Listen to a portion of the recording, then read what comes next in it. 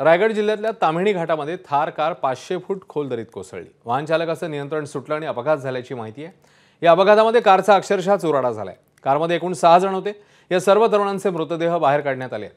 साहिल गोठे, शिवा माने, प्रथम चव्हाण, श्री कोळी, ओमकार कोळी, पुनीत शेट्टी अशी 6 तरुणांची नावे आहेत। हे सगळे पुण्याच्या हवेली तालुक्यातल्या कोंढवे धावडे गावचे रहिवासी आहेत। 20 दिवसांपूर्वी घेतलेली नवी कार घेऊन ही मुलं कोकणात फिरण्यासाठी गेली होती, मात्र वाटेतच काळाने त्यांच्यावर घाला घातलाय।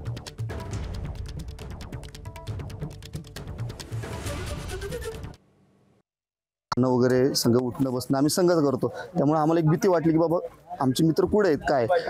तर घरच्यांपेक्षा आम्ही म्हणलं जाऊ, आम्ही मला तर आज कळलं, पण हे आमचे विशाल शेळमकर, करण थोरात, नागज भाऊ कलशेट्टी हे पोरं अजून 2 दिवस झाले जेवले पण नाही आहेत की शोधतात आहे की बाबा कुठे आहेत आमचे मित्र, की काय झालं पोरांना आमच्या, असं करून शोधतात आहे। अजून पण त्यांच्या मनात भीती की बाबा की असं वाटतं की त्यांना काय नाही झालं पाहिजे असं आम्हाला वाटतं। आमचे मित्र म्हणजे आम्ही एका ताटात खाणारी आहेत की आम्हाला भीती पण वाटते की बाबा घरच्यांपेक्षा आम्ही त्यांना जास्त जीव लावलेला आहे।